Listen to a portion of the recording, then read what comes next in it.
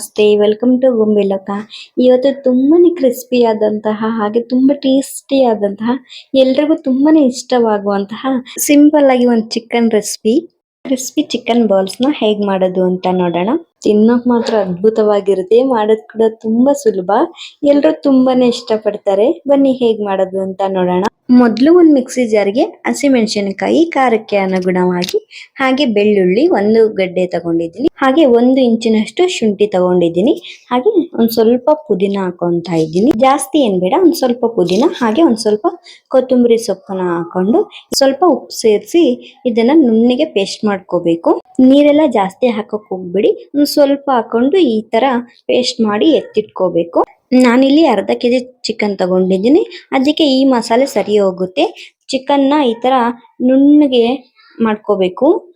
ನಾವು ಚಿಕನ್ ಕೈಮಕ್ಕೆ ಎಲ್ಲ ರೆಡಿ ಮಾಡ್ಕೋತೀವಲ್ವಾ, ಆ ತರ ರೆಡಿ ಮಾಡ್ಕೋಬೇಕು. ಇದಕ್ಕೆ ರುಬ್ಬಿ ಎತ್ತಿಟ್ಕೊಂಡಂತಹ ಮಸಾಲೆ ಸೇರಿಸ್ಕೊಂಡು ಸ್ವಲ್ಪ ಧನಿಯಾ ಪೌಡರ್ನ ಹಾಕೊಂಡಿದ್ದೀನಿ, 1-2 ಸ್ಪೂನು, ಹಾಗೆ 1 ಸ್ಪೂನ್ ಗರಂ ಮಸಾಲ, ಹಾಗೆ ಸ್ವಲ್ಪ ಉಪ್ಪು ರುಚಿಗೆ ತಕ್ಕಷ್ಟು. ಆಗ್ಲೇನೆ ಮಸಾಲೆ ರುಬ್ಬುವಾಗ ಒಂದ್ ಸ್ವಲ್ಪ ಉಪ್ಪು ಹಾಕಿದೀವಿ, ನೋಡ್ಕೊಂಡು ಹಾಕೋಬೇಕು. ಒಂದ್ ಅರ್ಧ ಸ್ಪೂನ್ ಖಾರದ ಪುಡಿ ಹಾಕೊಂಡಿದ್ದೀನಿ, ಬ್ಯಾಡಗಿ ಮೆಣಸಿನಕಾಯಿ ಪುಡಿನ, ಹಾಗೆ 1-2 ಸ್ಪೂನು ಕಾರ್ನ್ ಫ್ಲೋರ್ ನ ಸೇರಿಸ್ಕೊತಾ ಇದ್ದೀನಿ.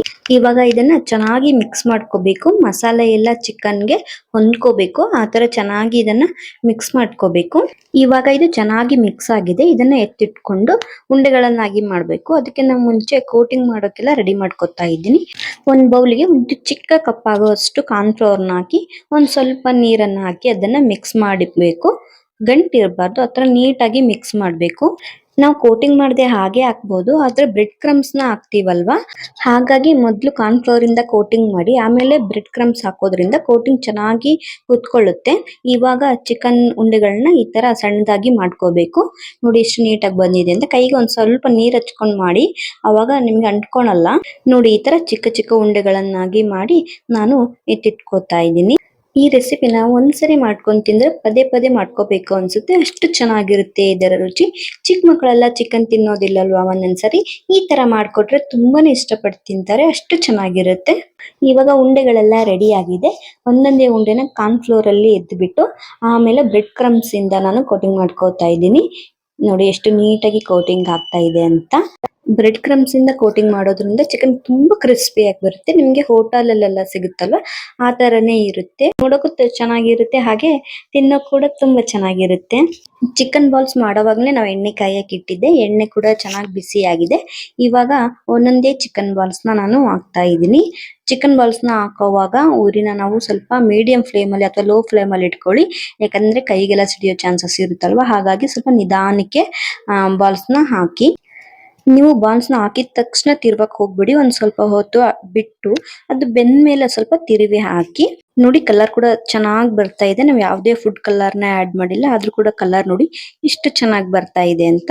ನೋಡೋ ಕೂಡ ತುಂಬಾ ಚೆನ್ನಾಗಿ ಕಾಣಿಸ್ತಾ ಇದೆ ಅಲ್ವಾ. ನಾವು ಯಾವಾಗ್ಲೂ ಚಿಕನ್ ಕಬಾಬು, ಚಿಕನ್ ಪಕೋಡನ ಮಾಡ್ಕೊಂಡು ತಿಂತಾ ಇರ್ತೀವಿ ಅಲ್ವಾ, ಈ ತರ ಒಂದು ಹೊಸ ರುಚಿನ ಒಂದ್ಸರಿ ಟ್ರೈ ಮಾಡಿ, ತುಂಬಾ ಚೆನ್ನಾಗಿರುತ್ತೆ. ಮೀಡಿಯಂ ಫ್ಲೇಮ್ ಅಲ್ಲಿ ಇದನ್ನ ಚೆನ್ನಾಗಿ ಬೇಯಿಸ್ಕೊಂಡು ನಾನು ಇವಾಗ ಇದು ಚೆನ್ನಾಗಿ ಬೆಂದಿದೆ, ತೆಗಿತಾ ಇದ್ದೀನಿ. ತೆಗೆದು ಒಂದು ಬಟರ್ ಪೇಪರ್ ಗೆ ಹಾಕೋತಾ ಇದ್ದೀನಿ.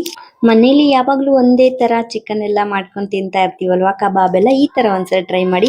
ಮನೇಲಿ ಹೊಸ ರುಚಿ ಅನ್ಸುತ್ತೆ, ಎಲ್ರು ತುಂಬಾನೇ ಇಷ್ಟ ಪಡ್ತಾರೆ, ಅಷ್ಟು ಚೆನ್ನಾಗಿರುತ್ತೆ ಇದರ ರುಚಿ. ಚಿಕ್ಕ ಮಕ್ಕಳಂತೂ ತುಂಬಾನೇ ಇಷ್ಟಪಟ್ಟು ತಿಂತಾರೆ. ನಮ್ಮನೇಲಿ ಕೂಡ ಈ ರೆಸಿಪಿ ತುಂಬಾನೇ ಇಷ್ಟ ಪಡ್ತಾರೆ ಎಲ್ರು ಕೂಡ. ಇದನ್ನ ಪುದೀನಾ ಚಟ್ನಿ ಜೊತೆ ಸರ್ವ್ ಮಾಡಿದ್ರೆ ತುಂಬಾ ಚೆನ್ನಾಗಿರುತ್ತೆ. ಪುದೀನಾ ಚಟ್ನಿ ಇದಕ್ಕೆ ಒಳ್ಳೆ ಕಾಂಬಿನೇಷನ್. ಇದನ್ನ ಹಾಗೆ ಕೂಡ ತಿನ್ಬೋದು, ಪುದೀನಾ ಚಟ್ನಿ ಜೊತೆ ತಿಂದ್ರೆ ಇನ್ನೂ ಚೆನ್ನಾಗಿರುತ್ತೆ. ನಮ್ಮನೇಲಿ ಕೂಡ ಈ ರೆಸಿಪಿ ತುಂಬಾನೇ ಇಷ್ಟಪಟ್ರು, ಎಲ್ಲಾನು ಕ್ರಿಸ್ಪಿಯಾಗಿ ತುಂಬಾ ಚೆನ್ನಾಗಿರುತ್ತೆ. ಇವಾಗ ನೋಡಿ ನಾವು ಹೋಟೆಲ್ ಎಲ್ಲ ಹೋದಾಗ ಎಷ್ಟೊಂದು ದುಡ್ಡು ಕೊಟ್ಟು ಈ ತರ ಕ್ರಿಸ್ಪಿ ಚಿಕನ್ ಗಳನ್ನೆಲ್ಲ ತಿಂತಾ ಇರ್ತೀವಿ ಅಲ್ವಾ. ಮನೇಲಿ ಕೂಡ ಒಂದ್ಸರಿ ಟ್ರೈ ಮಾಡಿ, ನಮ್ಗೆ ಬೇಗನೆ ಆಗೋಗುತ್ತೆ, ಹಾಗೆ ಕಡಿಮೆ ಖರ್ಚಿನಲ್ಲಿ ಆಗೋಗುತ್ತೆ. ನಾನು ಪುದೀನಾ ಚಟ್ನಿ ಜೊತೆ ಇದನ್ನ ಸರ್ವ್ ಮಾಡಿದ್ದೀನಿ, ತುಂಬಾ ಚೆನ್ನಾಗಿರುತ್ತೆ. ನೋಡಿ ಎಷ್ಟು ಚೆನ್ನಾಗಿ ಬಂದಿದೆ ಅಂತ. ನೀವು ಒಂದ್ಸರಿ ಮನೇಲಿ ಈ ರೆಸಿಪಿನ ಟ್ರೈ ಮಾಡಿ, ಹೇಗ್ ಬಂದಿತ್ತು ಅಂತ ಕಮೆಂಟ್ ಮಾಡಿ. ಈ ರೆಸಿಪಿ ನಿಮ್ಗೆ ಇಷ್ಟ ಆಗಿದ್ರೆ ಲೈಕ್ ಮಾಡಿ, ಕಮೆಂಟ್ ಮಾಡಿ, ಹಾಗೆ ಶೇರ್ ಮಾಡಿ. ನಮ್ಮ ಚಾನೆಲ್ ನ ಸಬ್ಸ್ಕ್ರೈಬ್ ಕೂಡ ಮಾಡ್ಕೊಳ್ಳಿ. Thank you for watching.